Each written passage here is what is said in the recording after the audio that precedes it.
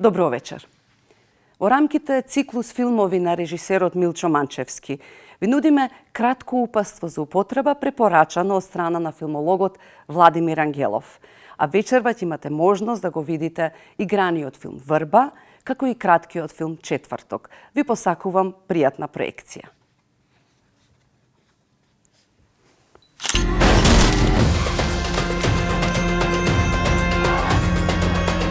Моја матка.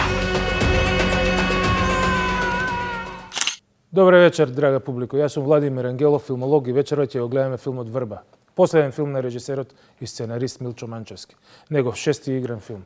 Премиерно е прикажан во 2019 година на фестивалот во Рим. По американската авантура со филмот Бикини Мун, Манчевски повторно се враќа на свој терен, во Мариово, Скопје, каде што се чувствува како риба во вода, иако морам да признам дека и Њујорк му лежи. Врбата во нашата митологија верување е дрво што е символ на плодноста и издржливоста. Каде ќе ја поседиш, таму расте, се вели за врбата. И тоа е темата на Врба, филмот кој е поделен на два дела. Првиот дел е сместен некаде во средниот век, каде Милан и Донка ќе се засакаат во селската идила, што ќе стане пекол кога тој ќе го открие таткото на Донка. Ќе мора да избегаат и да формираат нов дом далеку од родното село. Но тие не може да добијат дете. Би направиле се за да го добијат. Нивните животи немаат цел без рожба, би се продале и на ѓаволот за да имаат пород. И ќе го направат тоа. Во втората пак приказна имаме две жени сестри. Едната родна не може да забремени и по 300 интервенции купишта пари дадени по лекари останува бремена. Незиниот маж, наивниот таксист Бранко, не жали пари да дојде до наследник. Работи нон-стоп и се задолжува породнини и кај лихвари. Незината пак сестра Катерина избира да го посвои Кира. Едно затворено детенце на кое очигледно му не достигала родителската љубов и не знае како да ја прифати кога истата љубов ќе дојде. Манчевски со само нему својствени подприказни ќе истера големата слика на овие две приказни за три жени и мајки и нивниот однос кон општеството и општеството кон нив. Сепак главен е односот во нивното најблиско обкружување, семејството. Некои автори би оделе во болничките ходници и социјалните институции за да бараат правда и приказни кои мора да признаеме ги има милион. Манчевски не го прави тоа. Го начинува, го навестува, ќе чепне површината, но за него најважна е интимата на родителите и на детето. Малиот Кире во случајов.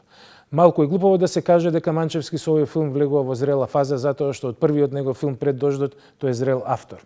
Но ако со претходните филмови сакаше да експериментира со формата, да се перчи со неговото суверено режисерско умење, со Врба повеќе не е така. Во Врба ги остава актерите да се разиграат и да ја носат приказната. Исто толку разиграни се и останатите учесници во филмот. Костимографот, сценографот, камерата, композиторот Джајковски. Референците на неговите филмски идоли се помалку видливи и се чувствува повеќе една автореферентност, како да се враќа на своите претходни филмови и да ги дообјаснува.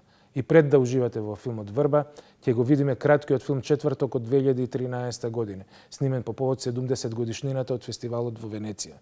Во Четврток Манчевски користи оригинални снимки од случајот познат како убиството на Ван Гју, кога е прегазено двегодишно дете и најмалку 18 минувачи индиферентно поминуваат покрај телото. Манчевски на овој начин ја прикажува или укажува на отуѓеноста и незаинтересираноста на другите кон другите.